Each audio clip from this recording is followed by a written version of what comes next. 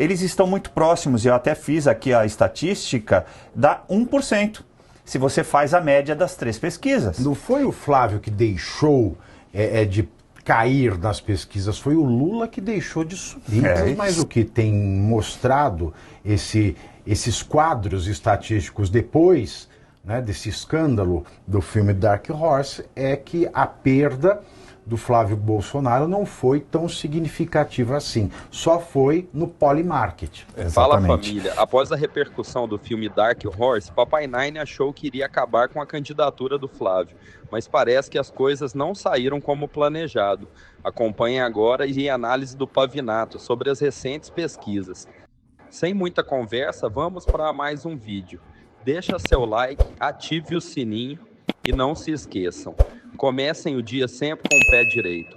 Eleições desse ano, porque 3 pesquisas eleitorais foram divulgadas hoje e os resultados sobre um eventual segundo turno entre Lula e Flávio Bolsonaro variam de uma para a outra.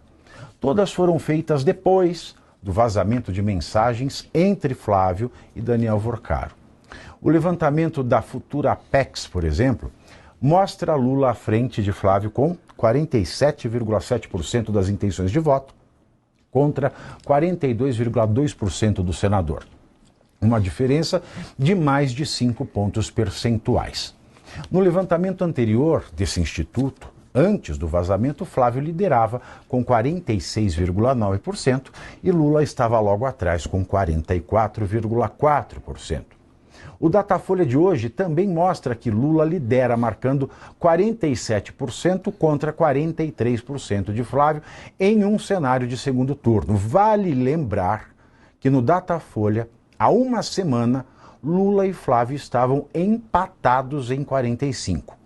Já um levantamento da GERP, também divulgado hoje, feito depois da crise Dark Horse, indica Flávio Bolsonaro liderando o segundo turno com 47% das intenções de voto contra 44% do presidente Lula.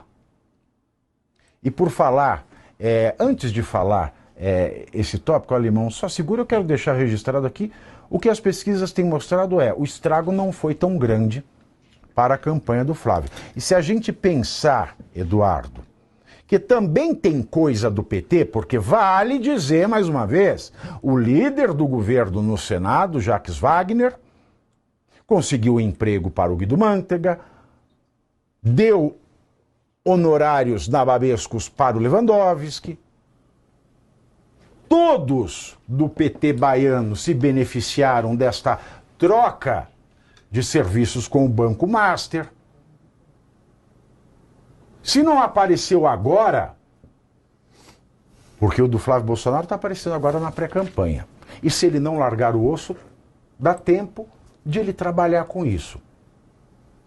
Se durante a campanha, perto da data de votação, aparecem coisas contra o Lula, esse terremoto vai fazer as coisas voltarem ao estado anterior ao da gravação, porque a perda não foi tão significativa assim, não é?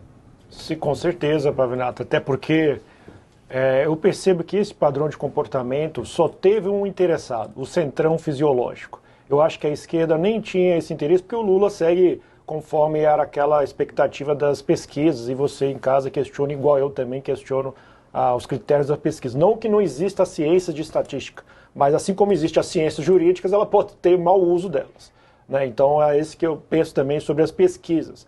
E desta forma, desta feita, a pesquisa em si, ela só tem o interessado o centrão fisiológico, eu explico por quê.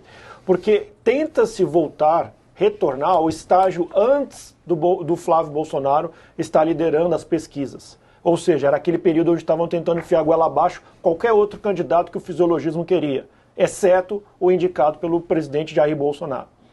Então, ao meu ver, este cenário, por si só, ele já, essa pesquisa encomendada e o resultado dela só tem interesse ao centrão. Aí, somado a isso, porque as gravações saíram na quarta-feira da semana passada. Na terça-feira da semana passada, nós vimos o Valdemar Costa Neto sugerindo Ciro Nogueira, no dia da operação, sugerir que Ciro Nogueira componha a chapa do pré-candidato Flávio Bolsonaro. até então era o líder das pesquisas. Então que tipo de sugestão é essa? Eu não entendo essa lógica, mas a gente consegue perceber sim que há uma lógica nisso. Porque se fosse a esquerda faria em meados de julho, agosto e setembro. Baseado em que eu falo isso? Tem uma publicação da Folha de São Paulo e o Globo de julho de 2002, em que Ciro Gomes estava arrancando perto das eleições frente à liderança do Lula. Ciro Gomes estava com 28% e o Lula estava com 31%. Naquele período até, inclusive, Ciro Gomes chamou o Lula de fascistoide e chamou que a estratégia do Partido dos Trabalhadores de atacá-lo seria uma estratégia terrorista. Folha de São Paulo publicou isso. Por que eu estou citando isso como exemplo? Porque é o período que a esquerda age para minar o crescimento dos seus opositores. É perto da eleição. Qual é o interesse desse momento, dessa cronologia ou do lapso temporal no atual momento? Somente o Centrão, porque ainda as candidaturas estão pré-consolidadas. Eu não vejo outro agente interessado nessas pesquisas, na gravação, nas publicações conta-gotas das revelações das gravações do Flávio Bolsonaro, tudo que se desenvolveu semana passada. Eu não vejo outro agente que tenha maior interesse nesse caso, Pavinato. Caivano, pesquisa, eu tenho uma relação de amor e ódio com pesquisa desde sempre, porque de um lado as pessoas têm que ter a liberdade de exercerem aí as suas atividades estatísticas, tentarem fazer aí o seu, estabelecer o seu comércio, a sua prestação de serviço de análise estatística. As pessoas têm curiosidade para saber estatisticamente também através de videntes, de pitonisas, etc. e tal, mas também tem um lado de que uma pesquisa, ela só serve para, de certa forma, direcionar votos. Exato. Fazer com que pessoas que têm a convicção em um candidato que não aparece bem nas pesquisas, deixe de votar nesse candidato e vá apostar em alguém que esteja mais à frente. Então eu tenho essa relação bastante complexa com as pesquisas, mas o que tem mostrado esses quadros estatísticos depois, né, desse escândalo do filme Dark Horse, é que a perda do Flávio Bolsonaro não foi tão significativa assim. Só foi no Polymarket. Exatamente. Eu compactuo a tua avaliação das pesquisas, né? Eu tenho uma premissa para mim. Eu não creio em brujas, mas que elas há. Eu penso mesmo sobre pesquisas. Eu não acredito, mas sei que elas existem. E aí, para mim, a premissa que eu sigo para elas é exatamente essa. Quem paga a banda escolhe a música. Então, sim, a depender do instituto e da aproximação que ele tenha de uma ideologia política, como falou o Eduardo antes de mim, vai dar um resultado. Eles estão muito próximos, eu até fiz aqui a estatística, dá 1%, se você faz a média das 3 pesquisas. Então, a oscilação, ela é inócua, ela não existiu. Isso denota o que, para mim, né, na minha avaliação, falando em virtude do que o Eduardo disse, a esquerda me parece que também agiu nisso, Eduardo, mas para medir o eleitorado da direita, medir o eleitorado bolsonarista, quão fiel ele é no seu voto. E aí percebeu que a base está estabelecida. Para baixo daquilo vai ficar muito difícil de tirar voto do Flávio Bolsonaro, porque também consta ali o voto antipetista, anti-esquerda, então ele é muito fortalecido.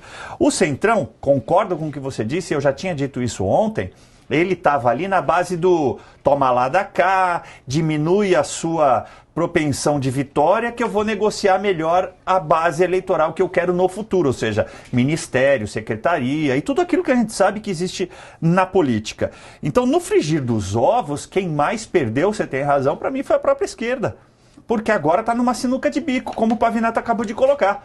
A hora que começar a vazar tudo que a gente já sabe que existe contra a esquerda, o tiro vai ser muito mais certeiro, Pavinato. Até porque não foi o Flávio que deixou de cair nas pesquisas, foi o Lula que deixou de subir. É isso.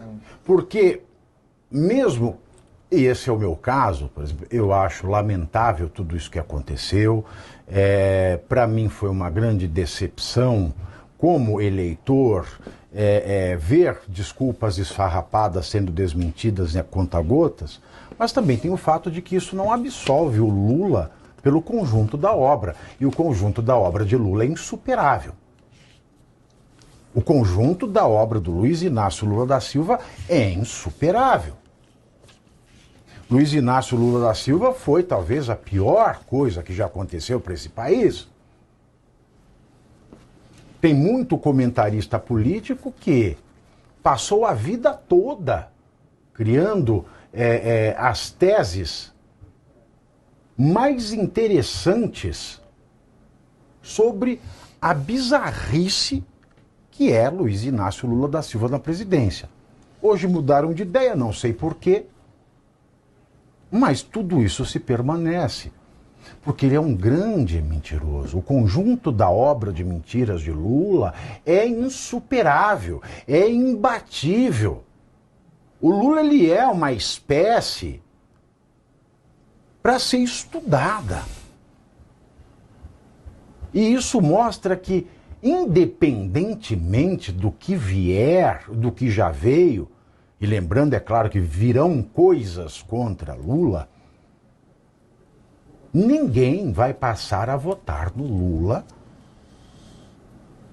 porque algo foi revelado sobre o Flávio. E é isso que essas pesquisas mostram. Curtiu o vídeo? Então acompanhem esse mostrando as maiores mentiras e contradições do partido mais hipócrita do Brasil.